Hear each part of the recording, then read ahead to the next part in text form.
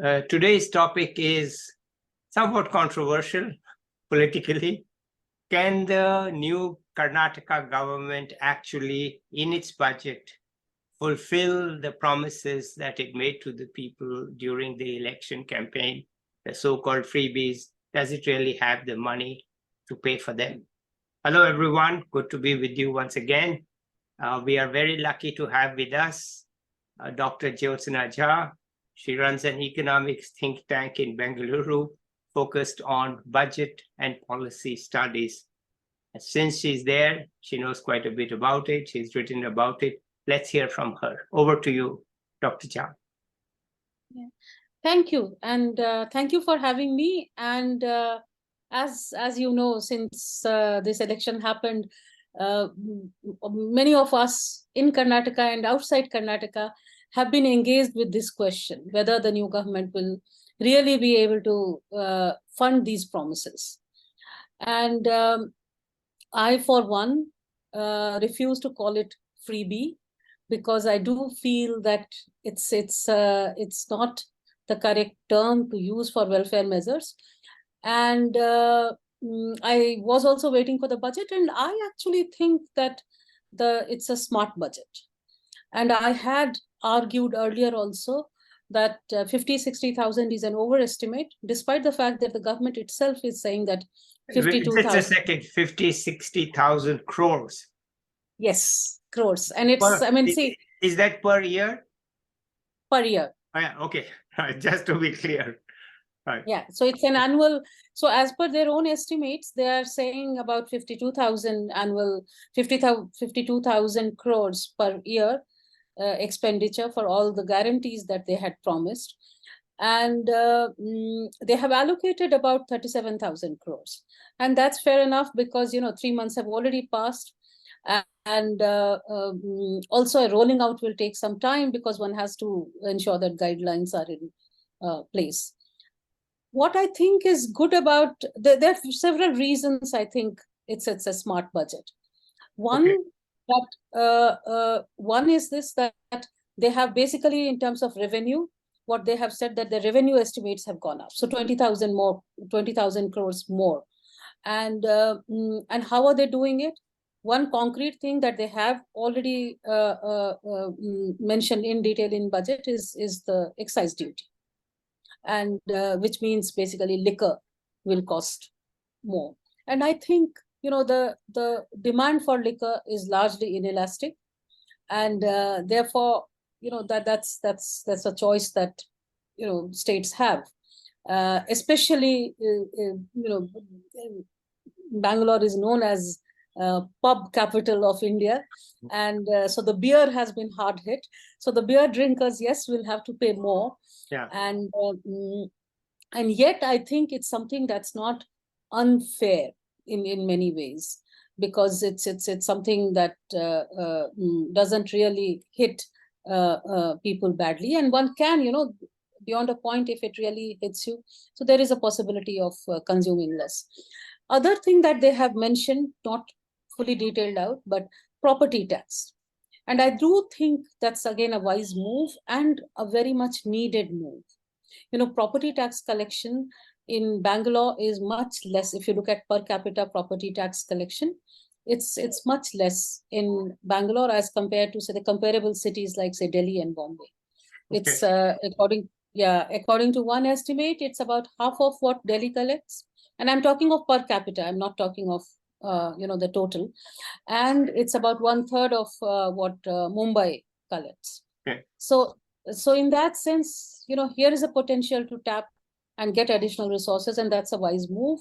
They have also mentioned motor vehicle, and all details are yet to come.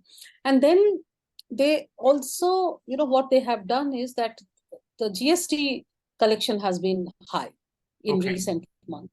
So much to, it's interesting that the last few months high GST collection has allowed them to have a revised GSDP estimates for the current financial year, which allows them to, in that sense, go for a little higher borrowing without crossing the 3% deficit, which the Fiscal Deficit Responsibility Act puts there, that's a good practice more than anything else. And they are within 2.56. So that's, I think that's a wise move. So this budget, it doesn't have many things. And I think the weight was also to examine whether they can really fund it. And I think that has been done wisely. More than anything else, I would say it's wise to do this. And next stage, I would like to actually explain, if you But want. before you get there, let me try to summarize it in my way, okay? Maybe it seems to me like what you're saying is that Bengaluru is still booming economically, right? People's incomes are not falling, incomes are rising. And out of those rising incomes, you can get more tax money to subsidize and pay for, well, let's not say the word subsidy even, to pay for these promises. It's not going to be a deal breaker to collect additional taxes to pay for these subsidies or these freebies or whatever you want to call them, because they can collect enough taxes. They are not going for additional deficit financing, is it? Yeah, and see that it's not true that incomes have not fallen in Bangalore, but as you know, the inequalities are very high. Yes. And Bangalore does have money. There is a particular class which may be in terms of proportion small, but is high in number. Yeah. And that includes, people who have, Bangalore has highest number of vacant properties. Yeah. And therefore, property tax, I think it's legitimate to raise property tax. Okay. And similarly, excise, which is basically a tax on liquor. Yes. And I think, so I think these are justified. Okay, fine. Despite the fact, and the people will pay. Okay, so they will not evade, they will not run away with this. They will actually pay, and the government will have the money. Yes, see, these two, again, the collection in Karnataka, GST collection and other taxes collection has been very, very good for two reasons. One, their architecture is also very good. When GST was introduced in India, Karnataka was the best prepared state because of the architecture. They have extremely high rate of enrollment and high compliance. So I think they are trying to build on that. And that seems reasonable to me. Okay. All right. Sorry to interrupt. Go ahead. You're going to say next stage. Yeah. No, other thing that, that's a related question that comes is that why are these not freebies? And two questions that I faced when I was writing articles in favor of these, guarantees. One was that, one is this, that how will it be sustained? How will the government really pay for it? Two, is this not going to make people lazy, because you are transferring income? And three, that are we not creating a culture of dependence and not investing in capital but in revenue? So these three questions I would like to answer if you think those make sense. Let's go through them. Let's go through them. So one, I think that it's, the economy, the way economy functions, if you look at, let's talk about capital and revenue first, which is this, that past 10 years, actually private investment has been falling. Yes. As if you look at nationally, as a percentage of GDP. Nationally, nationally. Yes. And that, I think, needs to be understood well. And despite measures which were incentivizing, for example, corporate tax was lowered, there have been infrastructure investments have been incentivized, and still private investment is not really coming up. So there, I think what makes sense is that you push small investments. Yes. And that small investments will come if you have money in hands of people. Okay. So I do feel that transfer of income to transfer of, say, cash to large number of individuals will actually push demand for goods, and in turn will push the economy. Okay. So that is one. Okay. And therefore, the traditional definition of capital and revenue needs also to be even it's not that we have to redefine capital and revenue, but we have to look at investment in human resources as also investment. We know all that, not Okay. only human resource development theory, but also capability theory and all Mhm. that. Now we have enough economic theories to tell us that investment makes sense. And these are, I'll share one example. One of the guarantees that has already been rolled is the free bus ticket Yes. for women and Yes. girls. And you already see that a higher level of mobility among girls and women. Yes. And a small anecdote, I have a driver whose daughter very high aspirations for herself, and also the family has high aspirations for her. She is like she has done class 10th with high achievement, and now aspires to be an engineer, is doing whatever everyone else does, is going for coaching, schooling, all kinds. He is saving 1,500 rupees per month because of the free bus pass. Now, Yeah. for him, it's a substantial saving, the Yes. substantial addition to his income. It Yes. matters because it will be spent either on better food or on additional kind of educational resources for both the daughter and the son. And this is happening. You can already see that. Well, let me So just I think, ask you a yeah, question there. Uh, please. you said it is substantial. So you mean his income is like 20,000 rupees or more or less? So that 1,500 we can judge is approximately what percentage of his? It will be, see, his income is roughly about 20,000. Yes. And his wife also earns, so but I don't know exactly, but his wife also would be earning in the same range, say 15-20,000. So this 1,500 will be something between say 5 to 8%. Yeah. And that's substantial. Very substantial because some of the income is just going in necessities. So we have to really see how much of this is from the surplus beyond the necessities, which is Yeah, not yeah. much because you have to spend quite a bit anyhow for basic No, living. and it can't be surplus for this class. Yeah. This and you look at, say, a cook, for example, a typical cook in Bangalore or Bombay and in Delhi, because they are also getting the women.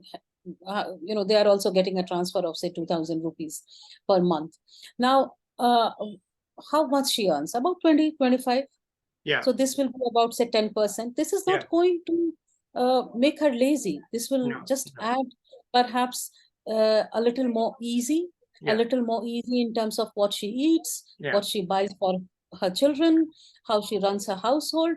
None of this is, I mean, look at, people who are raising these questions. They'll have annual raises which are much higher than this. Right. I understand. Yeah. Okay. So I think it's also unethical to question this. And Okay. on economic grounds also, I think it makes sense. All right. Fine. Okay. Let's move on to your next issue. No, I actually touched all three. Okay. One is that it's an investment. The Okay. second is that it's also transformative in some ways, I feel. Yes. And third is that it's going to actually make a difference to the economy, in not perhaps in a very short run, but if we look at the multiplier effect, so within I think say 1 to 2 years, perhaps one will be able to gauge that. Okay, fine. Anyway, this is Nitish Kumar's gave away bicycles to young women, young girls in Bihar. Nobody objected because it made so much sense. They could go to school on those bicycles. And this is just the modern day version. You are not going to give bicycles in Bangalore because they're going to go by bus, not by bicycle. So you give them a free bus pass. Okay, fine. Any other points you have that you'd like to discuss or anecdotes or examples? No, and I also think if we come back to the budget, Yes. it's also, it's also, of course, it's a, post-election first budget. Yes. So it's also an assertion of the kind of politics one is doing. So for instance, the last budget means this annual budget itself, the budget that was presented by previous government, the vote on accounts, Yes. also had allocations. These are not high in amount, but had allocations for a large number of mathas. Yes.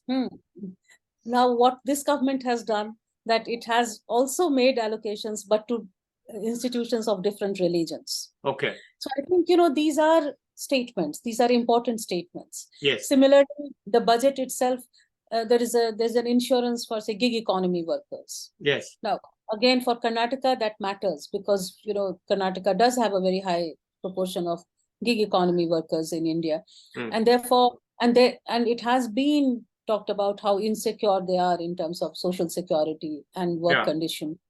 So even that is symbolic, apart from the fact that it has real meaning, but also I think in terms of that you value certain kinds of work and workers is a message that the budget gives, and that also I definitely welcome.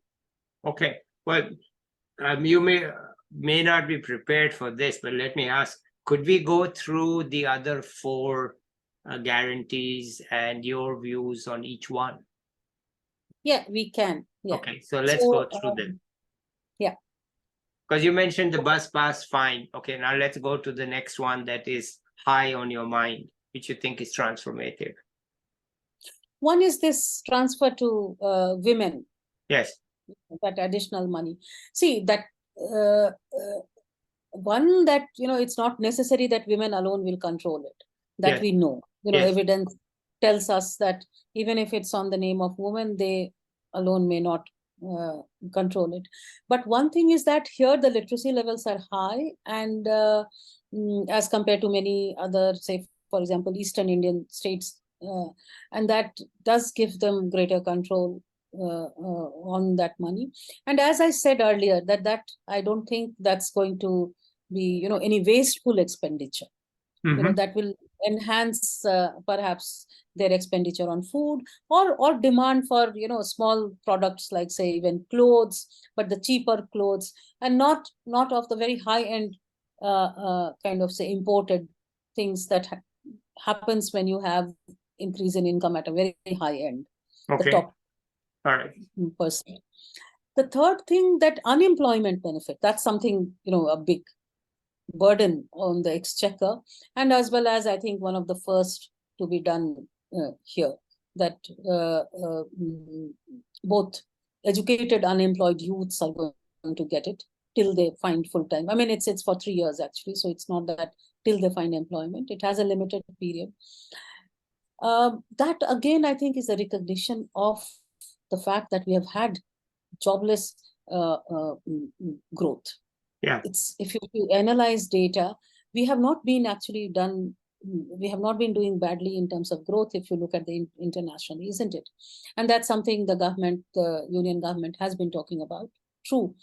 But when it look at jobs, especially for youth, if you look at unemployment rates for the entire population, and if you look at it for just the youth, there is a vast difference. So youth unemployment is very high, and high youth unemployment does need some kind of opening up. And I think one believes that it will give both. It will give a push to the economy, and it will give a push to them either for enterprise or for further education, further skilling, and joining the labor market.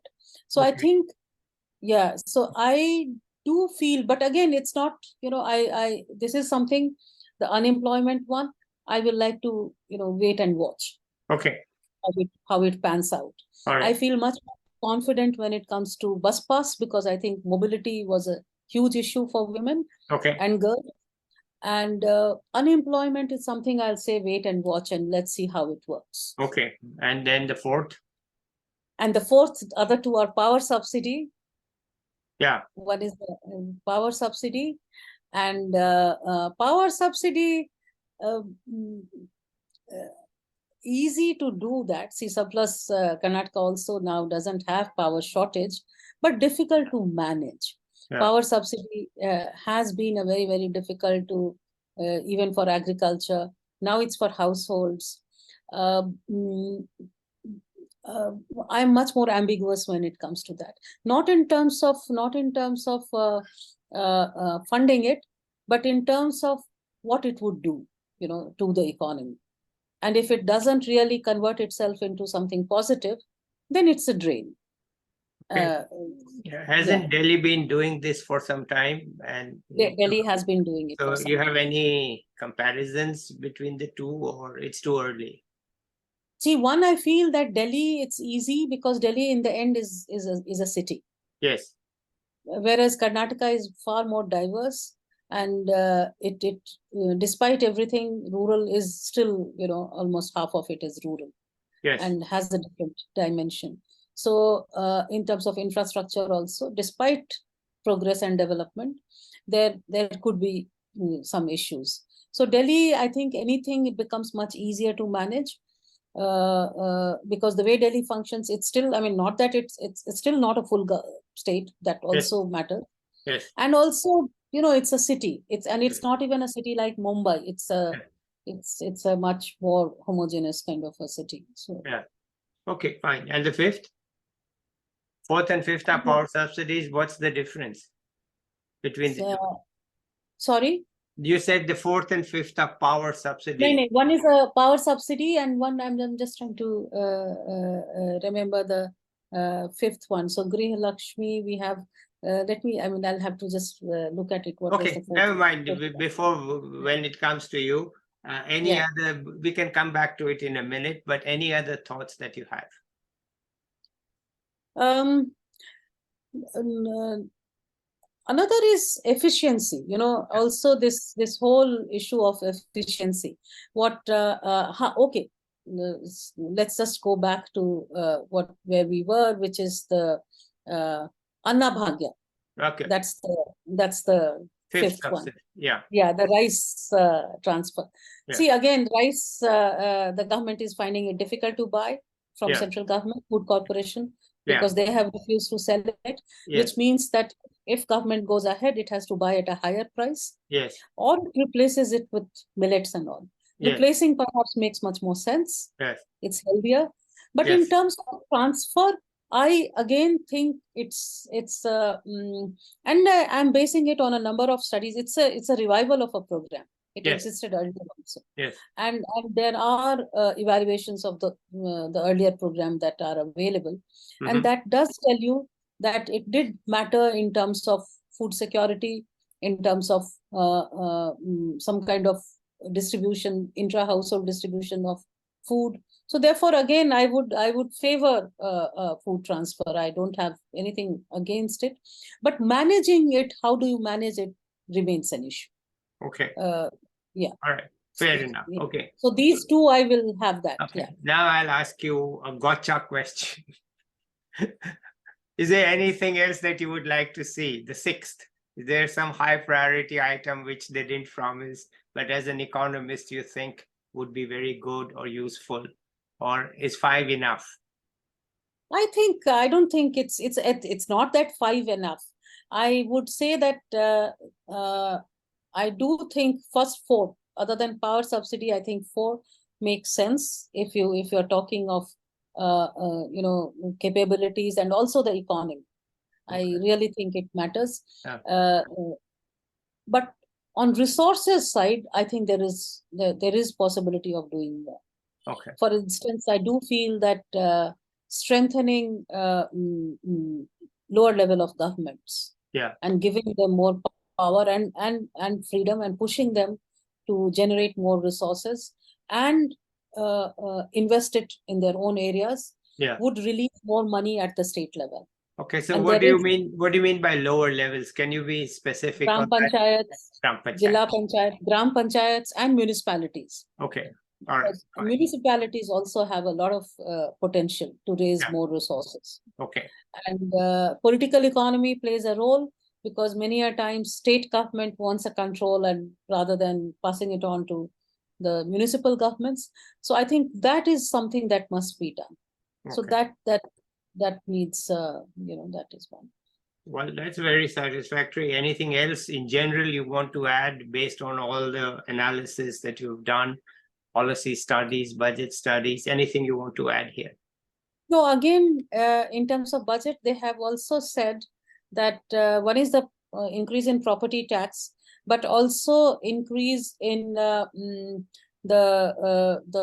value, the value that they have for real estate, because that's the value. See, there is a lot of corruption, and Yes. corruption is countrywide, Yes. and corruption is more institutionalized in states that are better functional. So, for Okay. example, if you like the southern states, I would say corruption is more institutionalized in southern states. It's not a question of having more corruption or less corruption, Yes. but I think it's more institutionalized. It's kind of, it functions quite well. Okay. And one of the major point of corruption is transaction of real estate. Mm-hmm. And there again, raising those base values, which will at least increase your revenue generation, does make good sense. Okay. And that will also reduce to that extent, it will reduce. So there is all these black-white combination that you go for. Mm-hmm. So if you have a higher white element, perhaps the black will go less. Yes. And so that is another area where you can generate a lot more resources by being more efficient, by being more stringent in terms of controlling corruption. So there, one would like to see a lot more happening, which takes you to institutional, processes. And that is one thing that makes much more sense. Yeah. Okay. And one more thing that I would like to add is that, why this not freebies and guarantee. So if you start looking at it from citizens' rights perspective, then your monitoring will also be different. Okay. Your institutional processes will also be different. Okay. So that will make a difference if you change that. Okay. I think we have covered a lot of ground, and you have been very articulate and clear that you support at least 4 out of the 5, and you are sort of ambiguous about the 5th, but you think overall it's doable. Okay. It's not going to it's not a house of cards. It's not going to come down. They'll be able to fund it. It's only a question of making sure that things actually happen on the ground. The money is there, but now you have to implement it efficiently, effectively, make sure that, the flow of money is not diverted to some other places. Everybody gets what they're supposed to get. Okay, thank you so much. And let's end this here at this time. Say bye to the viewers and say that I'll be back once again, perhaps with another expert on a different topic, but it'll be as interesting as this one. Okay, bye-bye, everybody.